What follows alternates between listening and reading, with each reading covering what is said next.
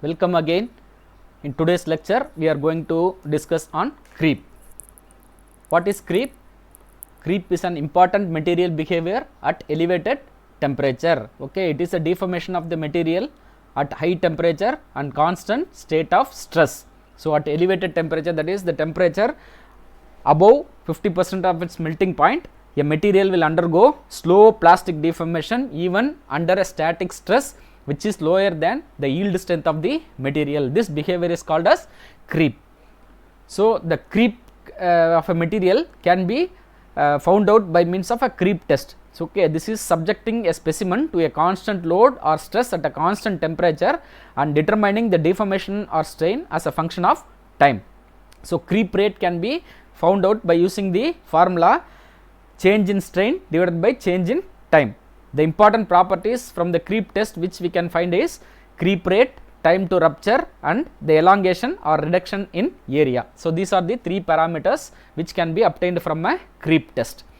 So the rate and extent of creep is very small at temperature which is less than 0.5 Tm, that is 50% of its melting point. Okay, the rate of the creep is very small at temperature. Generally the creep takes place at high temperature. So creep is often referred to as high temperature effect. So creep occurs at room temperature in low melting point alloy such as lead. Okay, example, the drain pipes is very old in Roman buildings are fatter at the bottom than at the top, since 0.5 Tm for Pb is 20 degree centigrade. So the melting point of lead is 20 degree centigrade. So 50% of melting point of lead is 20 degree centigrade. So in the process of creep, a load is applied which produces a stress less than that of the yield stress.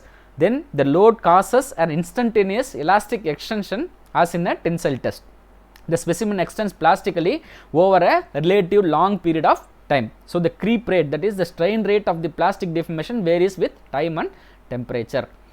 The form of the plot of a creep strain against the time is primarily a function of temperature with respect to 0.5 Tm, that is 50% of its melting point. So coming to the stages of creep, there are three distinct stages of creep observed at intermediate temperature. The first stage is marked by relatively rapid initial creep rate which decays with time. Okay, so the first stage is always very slow. Okay, initial creep rate. Okay, the creep failure starts to initiate. So always the at initiation stages, fatigue or creep, whatever may be, it will be slow. Okay, it will be slow.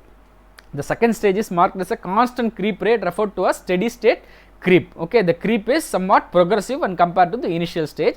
The third stage is marked by increase in creep rate which accelerate as the specimen next as it approaches rupture. Okay, third stage is vigorous. It may where the creep rate will increase which initiate the crack. Okay, so which makes the specimen to break. So these are the various stages of creep. First stage is called as a primary creep or transient creep. The second stage is called as a steady state creep, and third stage is called as a territory creep which is an unstable. Okay, until the material ruptures. You can see initially the material will starts to creep after a particular strain rate. Okay, sigma epsilon naught. Okay, after a particular strain only it starts to creep. Okay, so as the time progresses, you can see the creep starts to initiate. So during initiation the material creep rate is very less. Okay, so when you come to the second stage of creep, okay, it is called as a steady state creep where the creep rate is progressive with respect to time. Okay, when it reaches the temperature time T2, okay, you can see it's a territory which is an unstable creep. The creep is very much progressive until it ruptures. Okay, these are the various stages of the creep. If the temperature is well below the 0.5 Tm or stress is well below the yield point, so after the first stage the creep rate decays to a very low constant value and the specimen does not rupture over finite times. That is what in the primary stage of creep. If the temperature is above 0.5 Tm and the stress is significant fraction of the yield point, the first stage is curtailed and relatively high creep rate is observed in the second stage, which is followed by a accelerative creep rate to rupture. Okay, so low temperature creep is usually ignored because most of the creep will occurs at high temperature. So creep rates determine the second stage under steady state condition are used as a design parameter. For example, for aluminum alloys at room temperature. So high temperature creeps is a serious problem as it can significantly shorten the life of the component. So which must be used at high temperature. Example, for boiler tubes and blades for turbine engines are all susceptible to high temperature. So the creep rate for these kind of elements like boiler tubes and blades of turbine engines are very important. We have to study the high temperature creep. So in general, the creep rate is given by Arrhenius relationship, that is creep rate is equal to A e power minus QC divided by RT, where QC is the activation energy, R is the gas constant and T is the absolute temperature, and A is the pre-exponential constant which is dependent on the applied stress, which is given as A is equal to C sigma power n, where C and n are constant, and QC is related to the activation energy for self diffusion when dislocation climb is very important. Okay, right. Coming to the creep rupture time, the rupture time can be defined by, can be expressed in terms of this formula TR is equal to K epsilon power K sigma power m e power minus QR divided by RT, where QR is the activation energy for rupture and K and m are constant. T is the dependent on applied stress sigma power m. Okay, so now coming to the effect of stress on the creep curve, that is constant load. Effect of stress, already we told the stress, the stress increases, okay, the creep rate increases.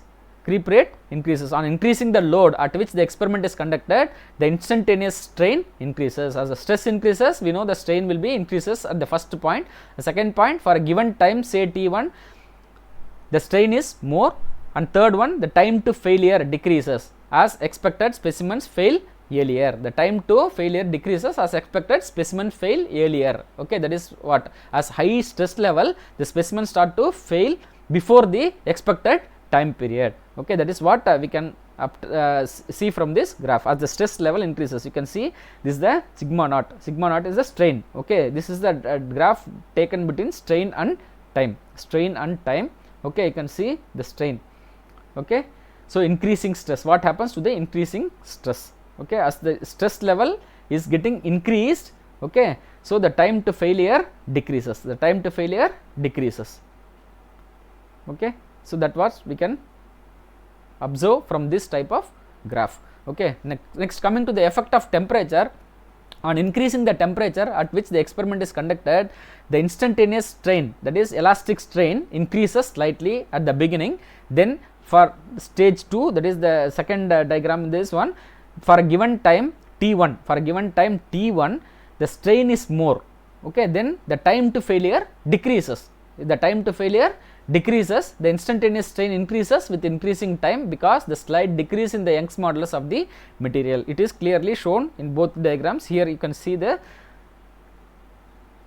strain as a function of temperature. As the strain decreases, as temperature increases, a decrease in E, Young's modulus with temperature is usually small. The epsilon naught, that is the strain increases, is also small in this case. Okay, right. Coming to the relationship between the creep rupture time, okay, creep rupture time and stress. Okay, the stress time to rupture curves for a heat resistant alloy is shown in the figure. So note that the significant decrease in time of rupture with an increase in stress and temperature. Okay, so there is a significant decrease of time for rupture with an increase in stress and temperature. Okay, so the temperature, that is the meaning is the temperature and the stress increases, then there will be a significant decrease in time for rupture. Okay, you can see the various types of temperatures 811, 866, 922, 1005 and 1089. Okay, the time to rupture decreases. Okay, so in tensile creep deformation, it can be described by a tensile viscosity eta is equal to sigma by strain rate. Okay, so sigma is the stress and epsilon dot is the strain rate, where sigma is the tensile stress and epsilon dot is the strain rate. Deformation mechanisms involved in creep rate include viscous creep for amorphous solids and vacancies or atoms for diffusion and dislocations in case of slips. Okay, so grain boundaries, grain rotation, grain boundary slidings, these are the various deformation mechanisms involved in creep. Okay, for amorphous solids it is a viscous creep, for diffusion is for vacancies or atom, slip is for dislocation, and grain rotation, grain boundary sliding is for grain boundary creep. Okay, so creep mechanisms of crystalline materials. Stress and temperature, as we have seen in previous slides, stress and temperature are the two important variables which not only affect the creep rate but also the mechanism operative. So three kinds of mechanisms are operative in creep. One is dislocation related, another one is diffusion related, third one is grain boundary sliding. So these are their subclasses. Okay, at high temperature the grain boundary becomes weaker than the grain interior, and two grains can slide past one another due to shear stress. The temperature at which the grain is as strong as the grain boundary is called as a equicohesive temperature. So a combination of these mechanisms could also be responsible for creep strain. So depending on the stress and temperature, other mechanisms of plastic deformation or microstructural changes may also occur concurrently with creep. So these includes plastic deformation by slip and dynamic recrystallization. So coming to the creep mechanisms, so as in the earlier slide we have discussed all those things. Now it is clearly shown in the form of a flow chart. Okay, so creep mechanisms can be divided into three types. One is dislocation related, diffusional related, and the next one is grain boundary sliding. So dislocation related can be due to cross slip, climb and glide, and diffusional mechanism creep can be due to Koebel creep, Nabarro-Herring creep, dislocation core diffusion creep, and interface reaction control diffusion flow. Okay, so Koebel creep is nothing but the grain boundary diffusion control, and Nabarro-Herring creep is lattice diffusion control, and dislocation core diffusion creep is diffusion rate through core or edge dislocation. Already these things we have discussed in the very first unit itself. Okay, so accompanying mechanisms are creep with dynamic recrystallization. So dislocation related, first we will see the dislocation related mechanisms. So two roles can be differentiated with respect to dislocation activity, that is, it is the primary source of strain. Okay, primary source of strain. What is strain? Strain is change in length. Okay, so if a permanent deformation takes place, then the material starts to deform plastically. If the dislocation starts to move, there is a deformation. Okay, so when if the deformation is permanent, that is plastic deformation. Okay, so it's a primary source of strain. Dislocation is the primary source of strain. Second one, it plays a secondary role to accommodate local strain, while the major source of strain is another mechanism, that is grain boundary sliding. Okay, so coming to the cross slip, this kind of creep is observed at relatively low temperature. Herein, screw dislocations cross slip by thermal activation and give rise to a plastic strain as a function of time. Coming to the dislocation climb, edge dislocation piled up against an obstacle can climb to another slip plane. Already we have discussed. Okay, so when there is a barrier for the movement of the dislocation, then the internal energy is released, and the atoms moving dislocation will tend to push the obstacle. Okay, in that case, if cannot able to push, then it starts to climb to another slip plane and causes a plastic deformation to continue. In response to this stress, this gives rise to a strain as a function of time. So it is also been noted that at low temperatures, these dislocations being pinned are sessile and becomes glissile only at high temperatures. So rate controlling the step is the diffusion of vacancies. Okay, so you can see this is the creep mechanism, where you can see when the dislocation starts to move, there is a barrier. Okay, so it starts to climb the barrier and passes through another slip line. Okay, slip line, then it starts to continue its deformation. Due to this plastic deformation, there is a permanent strain. This is called as dislocation. So this is called as creep.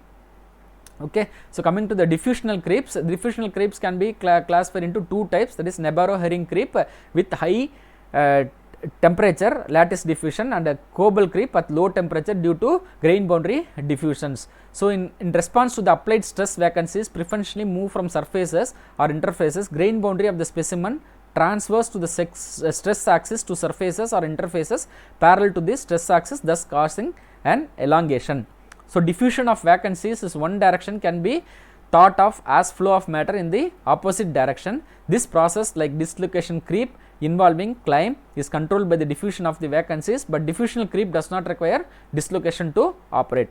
So the diffusion could occur predominantly via the lattice at high temperature or via the grain boundaries at low temperature. Okay, so the former is known as Nabarro-Herring creep, while the latter is known as Koebel creep. So diffusion through edge dislocation cores could play an important role in the creep.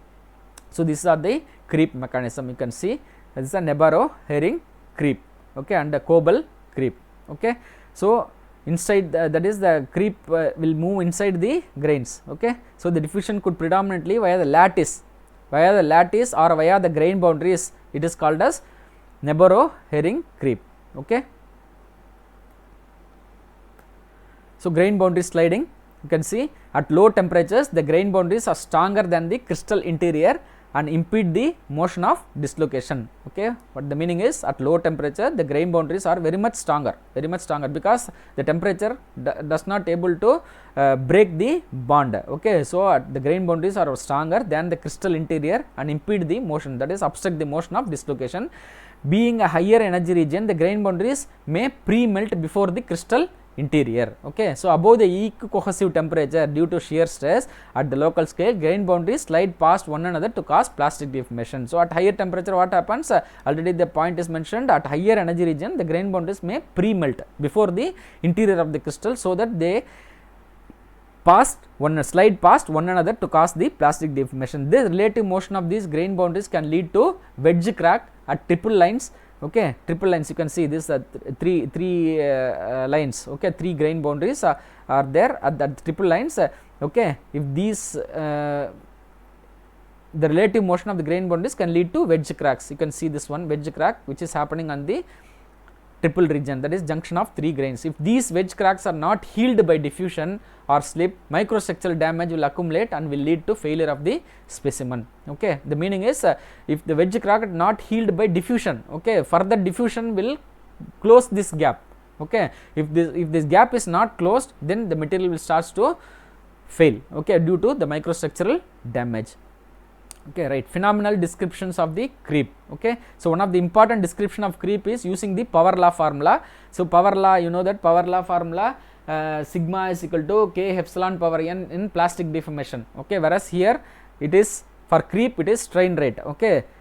Nu is equal to tau divided by g power n, where nu is the shear strain rate, okay. Nu or gamma, whatever we can tell, it says shear strain rate, and g is the shear modulus and tau is the shear stress, and n is then exponent having a value between approximately 3 to 10. So the shear strain rate is a power function of the shear stress, okay. Clearly this formula is not based on mechanism operative but a fit of the data. Power law behavior can arise from only glide at low temperature, that is 0.3. This power law can be applicable only at low temperature, that is when n is up to 3. So glide plus climb referred to as climb control creep occurs at higher temperatures. Above 0.6 Tm, climb is lattice diffusion control, okay. At low temperature then this pipe diffusion may play an important role in creep. At higher stress level, that is more than 10 power minus 3, the power law breaks down, okay. At high temperature, high stresses, the mechanism changes from climb to glide control slip. This is bordering of normal plastic deformation, okay. So coming to the different types of creep resistance material, there are a lot of materials. So there is a growing need of materials to operate at high temperature, because why we have to go for creep resistance material means that mostly we have seen that a creep is predominant at high temperature. So we have to find out a material which is resistance to creep at high temperature. So these materials is very important for applications like boiler and generators, okay, that is turbine blades, okay. So there is a growing need for materials to operate at high temperature and in some applications for longer time. For example, higher operating temperatures give better efficiency for a heat engine, hence there is a need to design materials which can withstand high temperature.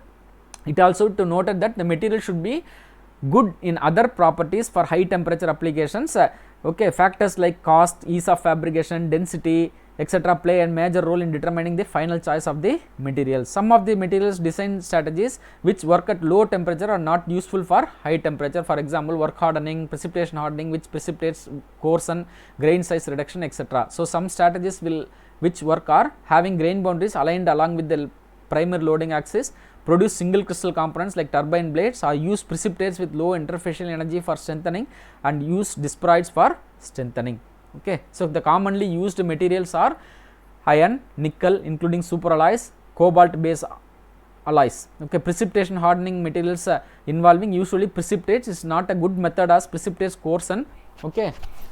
Nickel based superalloys having Ni3 titanium aluminum precipitates which form a low energy interface with the matrix. This reduces the driving force for coarsening. Okay, then cold work cannot be used for increasing creep resistance, as recrystallization can occur, which will produce strain free crystals. So fine grain size is not desirable for creep resistance, because this is contrary to what it is usually practiced for increasing the low temperature strength. Use of single crystals like titanium turbine blades in gas turbine engine have been used though they are very costly. So aligned oriented polycrystals, as the grain boundaries are aligned along with the primary tensile, they experience no shear stress and creep is negated. Okay, so only solid solution hardening and precipitation hardening remain effective at elevated temperature to prevent the creep. Okay, you can see the grain boundary sliding during creep causes voids and inclusions. The creation of voids at inclusion trapped along the grain boundary, and the creation of void at triple point where 3 grains are in contact. Okay, so the creep resistance material should be having high melting point, for example ceramics, dispersion hardened material. Okay, thorium oxide dispersed in nickel at 0.9 tm, and solid solution strengthening, and single crystal aligned oriented grains. Okay, so now coming to the creep in nanomaterials, due to fine grain size nanostructured materials are expected to show creep at relatively low temperature. That's why fine grain materials are not suitable for creep. Okay, creep applications. Okay, so fine grain materials are expected to show creep at relatively low temperature, displaying higher creep rates for given temperature, and experience predominance of mechanism like grain boundary diffusion and grain boundary sliding. We now see what is actually seen in the experiments. In nanocrystalline materials, okay, there seemed to be no increase in the creep rate as compared to micro grain size materials. In some temperature regimes, even at low temperature rate was observed. Okay, this is in direct contradiction with the expectation that nanocrystalline materials will experience a high creep rate. In some cases, this creep rate is increased with the decrease in grain size. In nanoscale regime of grain sizes, okay, nickel phosphorus nanocrystalline material with the creep rate of less than 30 nanometer grain size material was higher than 250 nanometer materials. In case where high creep rate expected for nanocrystalline material, okay, palladium and copper was not observed. The reason attributed are presence of low grain boundaries and twin boundaries, which are not prone to sliding and have low diffusivity for vacancies, reduced dislocation activity in nanocrystalline samples. So with this we have discussed on various what is creep, what are the various creep mechanisms involved, okay, what are the stages of creep, what are the creep resistance material. So with this we are completing the title creep. Okay, so thank you for your